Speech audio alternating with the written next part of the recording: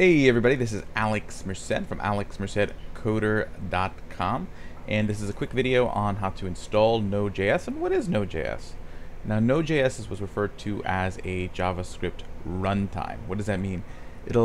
Before Node.js, the only way to run your JavaScript was to attach it to an HTML file and then to run that HTML file in the browser. In which case, you'd be able to open up, the console in your browser. So let me actually just do that. Control-Shift-I. Okay, you'd have to open up your console in the browser, and then you could use this console, but there's a lot of setup just to do that. So with Node.js, and the thing is that means you could only use JavaScript on the front end of your website. Now, if you wanted to do more with JavaScript, you wanted to create a server or do stuff like that before, to do all that back-end work, you needed to have Ruby, Python, PHP, Perl, some sort of other language. So you'd have to learn two languages. Node.js allowed you to use JavaScript in the back end. So Node.js is not graphical. There's nothing visual about it. It's all purely server-side command line. So you want to go head over to nodejs.org and install your Node. I generally work with sort of the newest version of Node, but you can also install the long-term support version, which is sort of the most stable version, but you don't have the cutting-edge changes to JavaScript. And cool. So once you install that, then we're going to head over to the terminal. Okay, and you will know that you have Node installed by going Node version. You also want to make sure you have npm installed, which stands for the Node Package Manager. So you do npm/version 614.5. Okay. So I'm going to clear my terminal. So let's see here. I think I'm in my root. I want to make a folder called Node Practice, just to show you kind of how this works. So I'm going to cd into that folder, Node Practice. Now I'm going to use nano to create a quick file. So I'm going to use nano. We're going to make a hello world.js. Okay, so, and you can just make a normal JavaScript file. So I'm just literally going to put console.log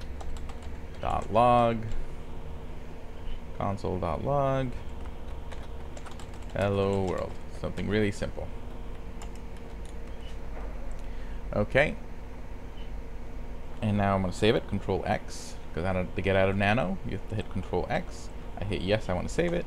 Then I hit enter to confirm the file name. And here I am. So now if I look in the folder, I have hello world.js. So now I can run the command node hello world.js and hit console logs hello world. Because again, Node is all not graphical, not your front end visual website thing. This is purely back end, so it's all in the terminal. Now the cool thing is that Node by default passes in this. So if I go back to node hello world, nano hello world, passes in this object called process.env. So your script represents one process that's running on the computer. So there's this object that gets passed into all of your Node scripts called process.env, where there's all this cool information being held. Okay. Now, what you can do is you can actually pass in information into that. So we're going to say process.env. Well, actually the object is called process. There's a part of that object called env, which is certain variables you pass in. So there's this process object that has all sorts of cool stuff in it. And then there's this env part that you can pass in variables. So we're going to pass in a variable called cheese. I want to console log it. So let's do that. Cool.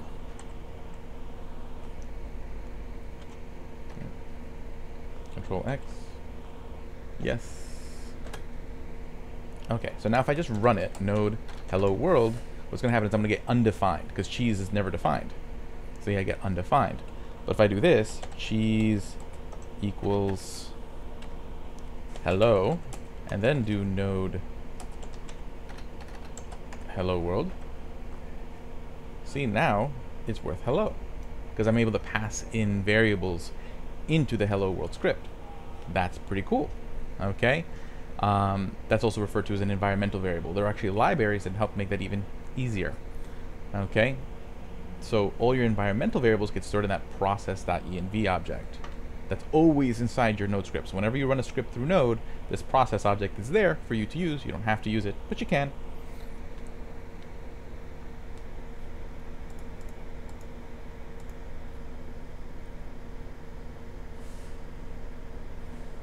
Okay. And basically, there's also another object. There's a bunch of stuff in that process object, but I just want to show you two things. So let's go back to Nano. Let's console log something else. It's console.log process.argv. So this means argument values, and that's an array. So it's an array of any arguments you pass after the command. Okay. So we want generally the things that you pass in. The first two have to do with like where the file is being run from. So you always ignore the first two. So really the first thing you pass in is going to be the third thing, which will be 2. Okay. So we'll do that. argv the second index, which is the third item in the array. Control X, we'll save that. Okay, now if I type in node, well, first I'll put in an environmental variable. Cheese equals pineapple.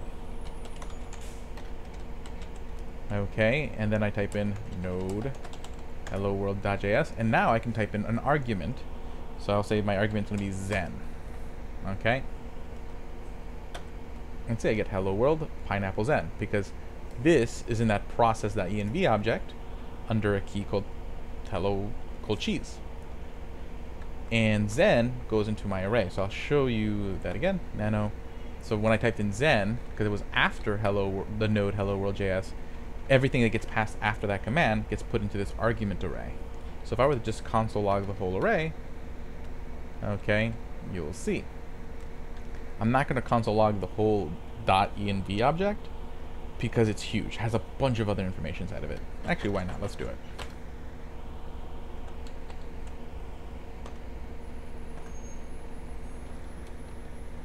Okay, so I type in no, let's just do this one again. Okay, so here's the array. This is the array that's argv. So you see first it has like, where does your node exist? And what is the file that you're running? Those are always the first 2 items in the array. And then after that are all the arguments you pass in. So the array would just get bigger the more arguments you pass in. And then this is your .env object. So there's my key, cheese, which equals pineapple. But there's all this other stuff here too that you can reference about the environment that you're running in. I never really need to do so, but it's there.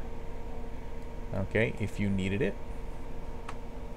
So, moral of the story is, you can run a JavaScript file by just using this node command. But every node script you run has access to this process object, which has some cool stuff for you to use. More than often than not, you probably won't need it all that much, except for the .env part that you'll probably use more than you think. And the cool thing is you can bring in other tools and other libraries, which will be a story for another day. So if I were to open up this folder, actually we'll just kind of briefly go over it now. So if I were to open up VS Code in this folder, code dot. Okay, I have this hello world.js. What I can do is you can bring in other things. So I'm trying to think of what's an easy one to bring in. Well, what you would do is in this folder, we'll open up a terminal. I'll close this terminal. And I can use a command called npm init-y. What this does, it creates this package.json file. This package.json file is something that Node uses to know what's going on. Okay? Right now, it just tells us, okay, this is it automatically chooses a name based on the name of the folder, and really doesn't tell us anything too useful right now. What I can do is I can create scripts. So the only useful thing here right now is scripts. So I can actually make a script. So we'll say npm run cheese. We'll just call the script cheese. And then it'll just be that command we did before, where cheese equals hello node hello world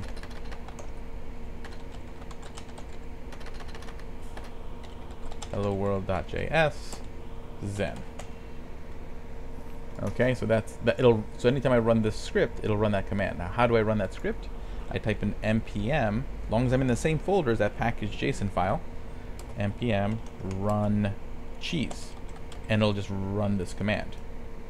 Okay, so I can type. So instead of me having to type this out every single time, I can just make scripts with all these specific details. Cool, and see, it ran that command. Nice. Now, if I wanted to bring in other libraries, like a really popular library for creating a server is called Express. I would just type in npm install Express. Okay, and if you ever want to know what libraries are available for you to download, you just head over to npmjs.com, and you can look up all the cool. I'll log in later. Alright, let me log in real quick. Cool. Okay, you can find all these cool libraries. Actually, Lodash. We'll do Lodash. Okay. So we're gonna install Lodash, which is a library for with a bunch of functions that you can use. So npm install Lodash.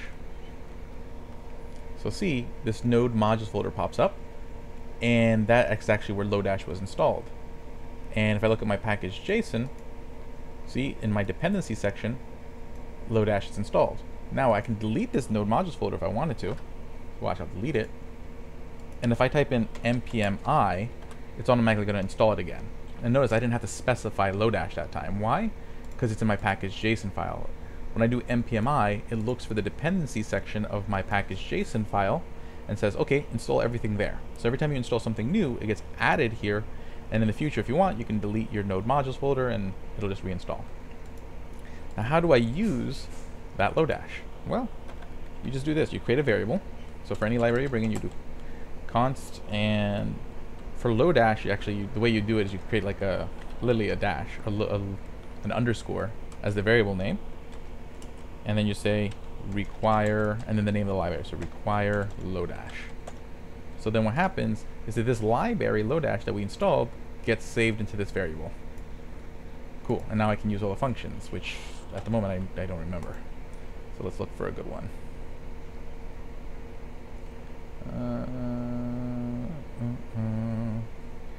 Okay, let's just go to the Lodash website, the list of all the functions, because there's a whole bunch of them. Documentation, and then we have, I'm just going to look for just a simple one. I do have a video series on all these functions, so if you want to know how all these functions work, watch my video series on Lodash where I go through literally every function step by step. Okay, let's use filter. Okay. Let me just look at the syntax real quick. Users. I'd rather use the array. Where is the array? Okay, flatten. Actually, flatten is nice. Okay, let's do that.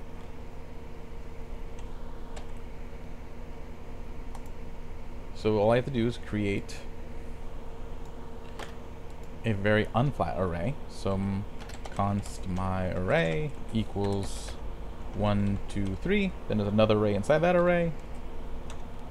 4, 5, 6. Then there's another array inside of that array.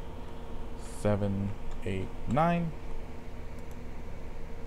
And then we can say flat const flat array equals Lodash dot flat, and then no, not flat map, flat. Let me just make sure I'm using the right function name. Flatten. Okay, it's gotta be flatten. Flatten. And we're gonna pass in my array to flatten, which means it's just gonna make it one sort of flatter array instead of all these arrays inside of arrays. So let me console log flat array. So now I run the file, node, well, actually I can just do npm run cheese, and see, there is a flat array. Now why is that undefined there at the end? flat. That's interesting, but it worked. It kind of flattened the array. Oh, I see. I didn't put a comma. There we go. Let's run that again. And there you go. So see, it flattens the array one level. Okay. And the reason I'm able to use that is because I can bring in outside libraries using this require function. So what it does, it brings in the library. Where do those libraries get installed? Into my node modules folder. How do I install them? npm install and the name of the library. If I wanted to uninstall it, I would just type in npm uninstall Lodash. And then that would just remove it. So now my package.json folder is gone and Lodash is no longer in my dependencies. But if I run the file, it's going to error now. So if I do this, npm run cheese, so I get this error, because see, module not found, that means it's not finding this Lodash module. See, it cannot find Lodash. Okay, so that's all Node is. It's allowing you to run JavaScript outside of the browser. It allows you to bring in external libraries using npm. It allows you to pass in all sorts of data through the process. Again, every script is a single process in your computer. So it's just one process running order by order. Now, if you go deeper into Node, you can learn about how to run multiple processes in its child process library, but I'm not going to go quite there. I do have a video on that if you want to watch that. But this gives you sort of a little preview of what Node.js is. Have a great day and enjoy.